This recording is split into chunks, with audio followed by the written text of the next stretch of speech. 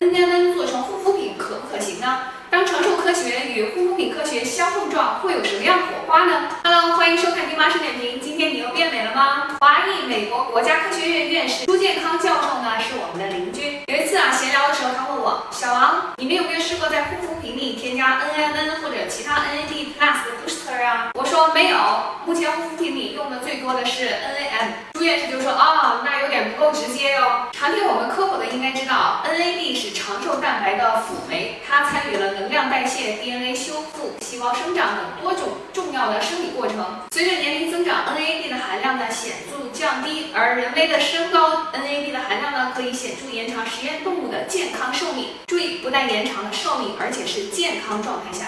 朱院士提到的 NAD+ 的 booster 呢，是指所有能够提升细胞内 NAD 含量的物质。因为 NAD 虽然厉害，但是它分子量大，不能被直接吸收，而且它不稳定，所以暂时没有办法做成口服补充剂或者现成的产品进行销售。在所有已知的 NAD 的 booster 中呢，最有名的就要数 NMN 了。NMN 呢是 NAD 的直接的前体，它分子量较小，而且更稳定，在细胞中呢可以转化成 NAD。关于 NMN 呢，我曾经做过详细的讲解视频，这里就不多说了。由于有越来越多的动物学和人体研究报道了 NMN 的安全性和有效性，因此呢，市面上出现了不少添加了 NMN 的保健品。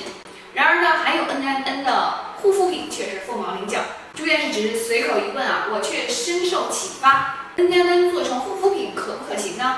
当长寿科学与护肤品科学相碰撞，会有什么样火花呢？接下来我便做了大量的研究，除了 NMN， 还重点考察了其他能够提升 NAD 的物质，比如 NR 和烟酸。但是做了一些 research 之后呢，我发现这3个前体物质用于护肤品可查考的数据太少了，而且它们用于护肤的时候的安全性和刺激性是未知的。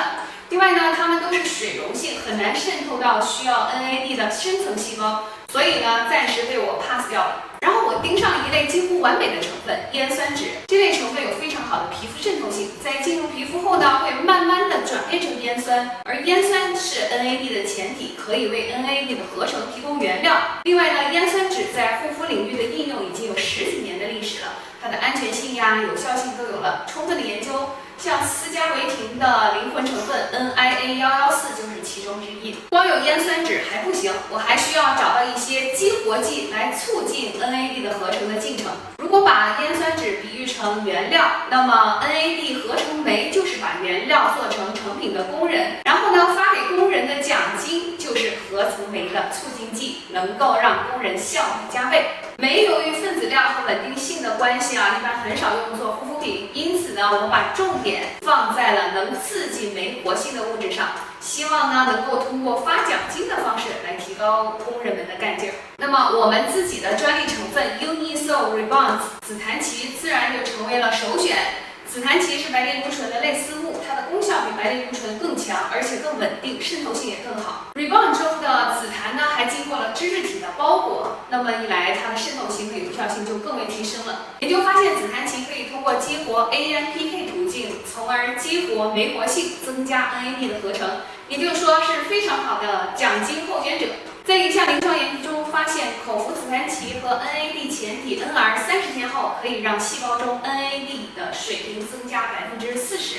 虽然我也考虑过其他成分，比如说胡皮素阿贝酸姜黄素等等，但是由于紫檀有更多已发表的数据可供参考，而且呢已经成功用于口服保健品中了。因此，最终锁定了烟酸酯和紫檀其这个组合。理论虽然很好，还需要实验的支撑。我们请合作实验室把含有这个组合的配方进行了细胞学的检测。根据最新出炉的检测结果呢，它的功效果然是喜人。处理后，实验组的人成纤维细胞中 NAD 的含量相对于对照组显著提升了36%。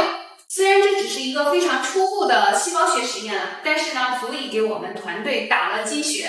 因为不管是国内还是国际，关于外用护肤品成分提升细胞 NAD 的报道实在太少了。希望它可以作为敲门砖，开启我们把长寿科学和护肤领域相融合的美好愿景。好啦，这期丁妈生点评就到这里了。如果你觉得有收获，请别忘了点赞、收藏，并且转发给有需要的小伙伴。对了，最重要的事情忘了说，我们已经把这个组合应用到了我们的新款抗衰面膜中，是不是很值得期待呢？